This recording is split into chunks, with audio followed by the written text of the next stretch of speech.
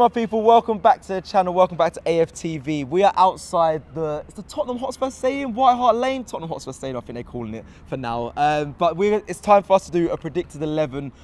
You know how it goes, people. What we want to see and what we think Mikel Arteta is going to go with. I'm joined with James. How are you, James? Yeah, good, man. How are you? I'm good. It's a bit breezy. It was raining earlier, but you know, it seems like it's stopped, overcast now, and I'm a bit nervous, but excited for Thursday. I'm going to be here. I'm excited. I'm very nervous. I can't lie. I'm very. It's a big one. It's a big one. Yeah. I think the last couple of games have all been big. I think you've always been nervous as well, but I understand why you're especially nervous for Thursday night's game, because, I mean, it kind of does decide who gets Champions League football next season if we win. Obviously, if they win or if we get a draw, there's still obviously a chance of Tottenham pipping us. But I understand your nerves. But it is a big one. There's going to be tough decisions, I'm sure, made for this North London derby because of who to pick to go in and start against Tottenham. Let's start with. Well, I like doing this. I like hosting because I get to throw it onto James and say, what would you like to see this Thursday night, James? I think this is part of the nerves. I don't think there's a clear.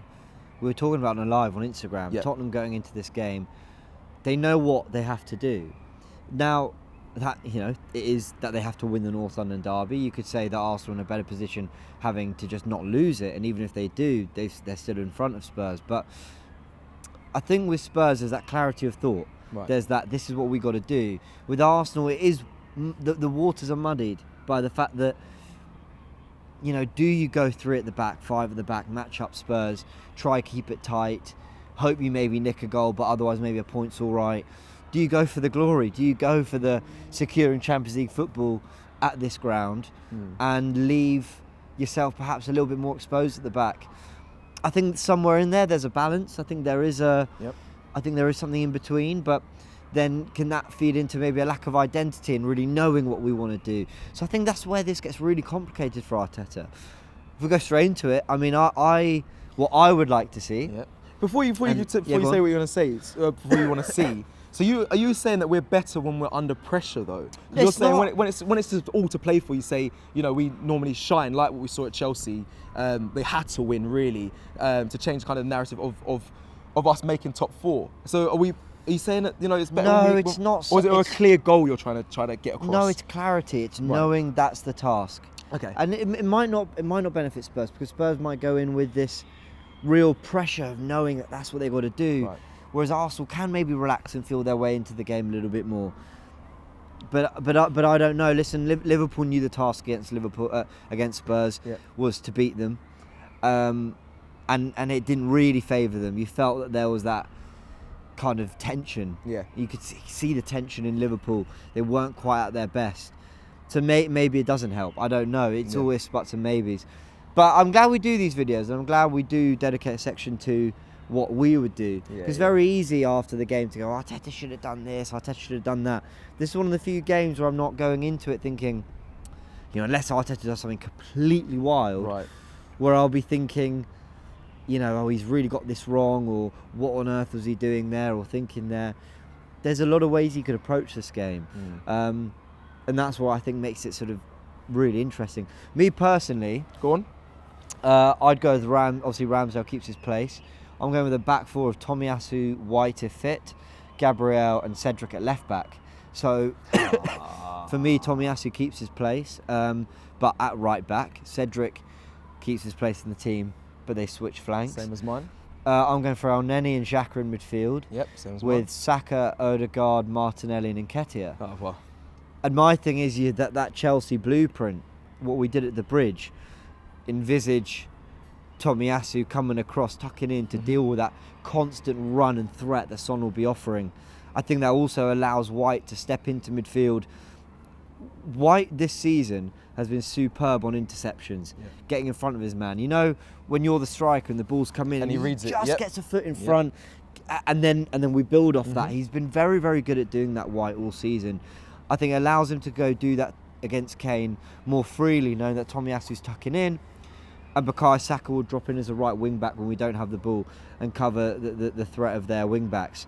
I think Saka, he's a winger, he's a forward, but I think I can trust him against Sessegnon, and I think Cedric on his right foot against Kulusevski's left foot maybe, listen, it's still a bit of a mismatch. Really want 2 Tomiyasus. Yeah, of course. But Cedric, I thought, played well the other day and has generally been very good for us all season, or good and dependable all season. So that's my 11. I don't think it's what Arteta will go with, but it is what I want to see, and it is very much about stopping Spurs' main threat. Okay, a bit of a frustrating one, and it seems like the easy option, but generally mine was exactly the same as what you want to see. And I actually, as much as you say Arteta probably might not go with it, I actually think he might. I'm going to throw in some questions because that's what I'm here to do now, considering we've gone with the same 11. No shout for Emile Smith-Rowe, James, even though he's 10 goals this season. He is a prolific goal scorer, really, for this Arsenal side. Scored in the last North London derby at home. Understands the occasion very well. Haaland boy. Yeah. He's picking him over Martinelli. I think the difference is at the Bridge, the left wing back was Tavares, and there was always a sense that he was the real wide outlet. Yeah. So Smith-Rowe was kind of picking up the ball in quite central areas, able to, him and Odegaard were able to make it quite condensed with El Neni and Xhaka. Yeah, we're going to need that off the ball from Martinelli, but on the ball, I don't see Cedric bombing up, bombing up the pitch.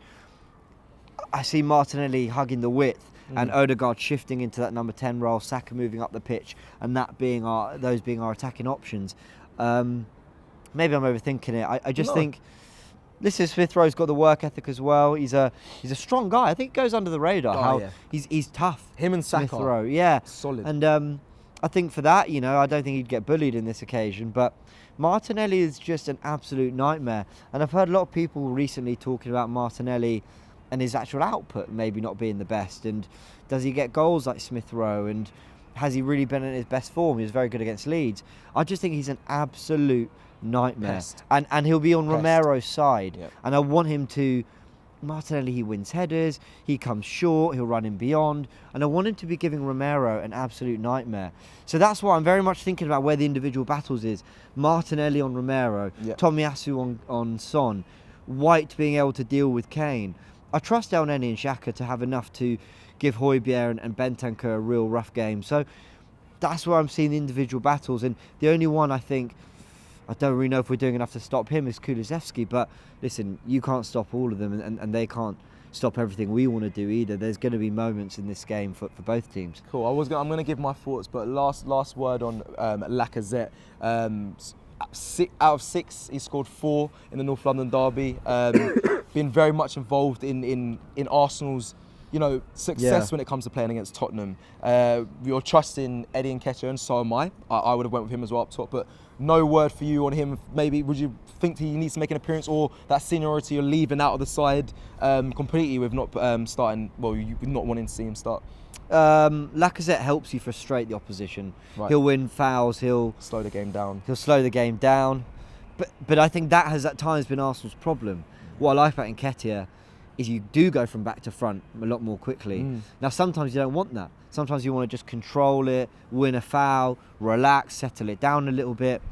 But I've always believed attack's the best form of defence. Correct. You want Spurs to be constantly looking over their shoulder. Every time they attack, they're going, who's got Eddie? Who's got Martinelli? Who's just keeping an eye on these guys?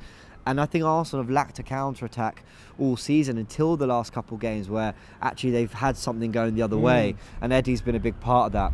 Lacazette, if he was starting, would absolutely have a part to play in this game, I've got no doubt, but I don't think he will, and I don't think he should. Okay, now just final thoughts before we go into what we think Mikel Arteta is going to go with. I agree with obviously we've got the same 11 that we want to see. I agree with everything you're saying. I think the kind of worry I have as well, we spoke about on the live as well, the most experienced player of this North London derby in the Arsenal side is Granit Xhaka.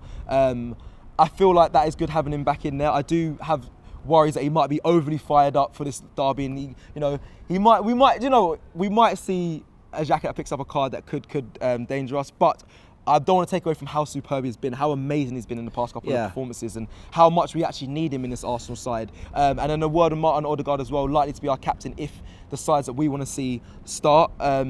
It's going to be a big one for him. I think he's also flourishing so much into his role and being a captain.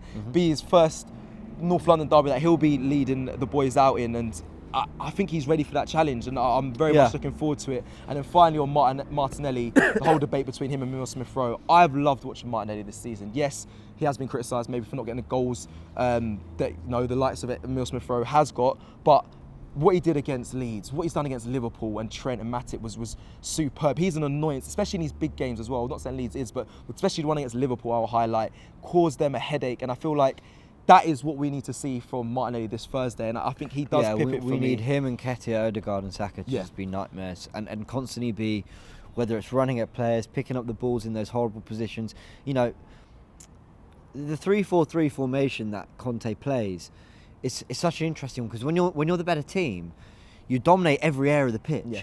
You know, you've got 3 up top, but you've also got 3 centre-backs, but you've also got all the width. But you've also got, in your 3, you've got either being the striker, Harry Kane, or 2 who kind of pop up into those midfield areas. So it never feels like the 2 central midfielders are actually on their own. It can be the perfect formation. Yeah. And there was a time under Wenger where Arsenal played, we won the FA Cup against Chelsea playing that formation. We beat them at their own game. Beat Conte at his own game. So Arsenal have done this before to Conte, and Conte has mastered this formation over his career. But when you're not the better side, your wing backs suddenly become full backs. Right, and you get exposed. And your central midfielders are covering a lot of ground, because the wingers are suddenly dropping into right and left midfield positions, but they're meant to be helping the striker, and it can be a real nightmare. So again, it asks the question again of Arteta, what do you want to do to nullify their best threat? I think you keep Martinelli and Saka, you keep them up high, and you cheat really. You keep them up high and make the 4-3-3 of Tottenham worry about our players, which they will be. They're our most, for me, dangerous threats, Saka and Martinelli. And we're kind of putting out fires in the sense that Tomiyasu behind Martinelli gives him more confidence and basically liability to go and do what he wants. Same with, I know Saka, having Cedric there, he might be a bit more defensive, but I trust in that because Saka can do both roles so well. Yeah. Let's go into it. Let's go into what we think Mikel Arteta's going to go with. This is a tricky one. I do kind of. I would like him to go with what we want to see. Does he change? Well, let's go through it. Let's go. He's probably going to go. Obviously, Ramsdale's going to start in goal. I think what he did against Leeds was a trial for this game. Okay. How would Tomiyasu do at left back? Cedric at right back. I think he'll bring White in if he's fit. But if he isn't, if he's not, obviously it's Holding. But I do think White will be fit, and I think he will go with White and Gabriel. I think he'll see. Has to go. I think he thinks it also gets the best out of Martinelli as an attacking unit, having Tomiyasu behind him. Agreed. And I think he'll think Cedric and White might just have enough to stop Son. I wouldn't be so confident, but I think that might be the way he looks at it. Son is the main threat. 20 goals this season. He's the one that we really need to keep quiet. I know and then Harry Kane could be coming in off the back of 30 games without a goal, and I'd still be saying, don't let Harry Kane anywhere near the ball. Highest top scorer in the I think it was a trial. That Leeds game. So I think Cedric keeps his place at right back, White, Gabriel, Tomiyasu left back. I then think. Oh, what changes here? It can't be. You're not thinking of. It's not going to change El Neni and Xhaka, is he?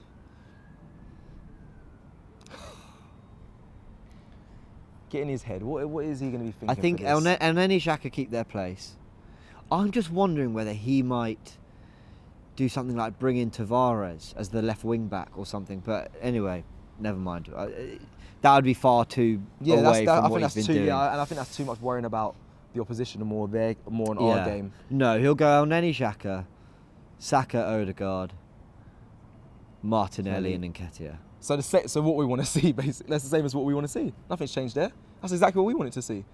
So it's a small thing, but I would swap Cedric and Tomiyasu and have it as more of a back 3 with Saka as wing back. Right, okay. That's the difference. I think if you're playing Tomiyasu at left back, I think you're naturally telling Martinelli and Saka to be out and out wingers. Yeah, go and do your thing. Yeah, that's what I think. That's what I would want to see. What you just mentioned there. I mean, I'll be interested to see. Difficult, man. Arsenal have been pressing really well recently. The last couple games, the press has been good.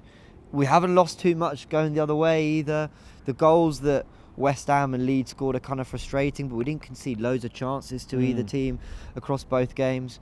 So I think Arteta might be tempted to just go back 4, Saka and Martinelli and out wingers, and go give it your best, Arsenal. I think he might be tempted to do that. That's what I would like to see, and it'd be interesting to hear what you guys think Mikel Arteta will go with.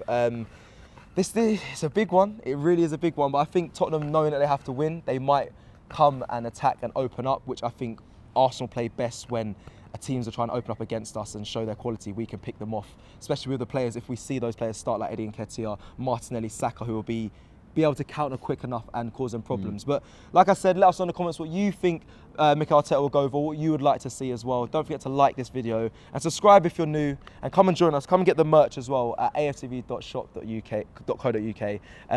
Thank you for watching, and James, thank you for joining me. Cheers, Cecil. Shop for AFTV merch at shop.aftv.co.uk. Subscribe to us on YouTube. Follow us on Instagram, Facebook, Twitter, TikTok, Snapchat and Twitch. We've got content for every platform, so check it out.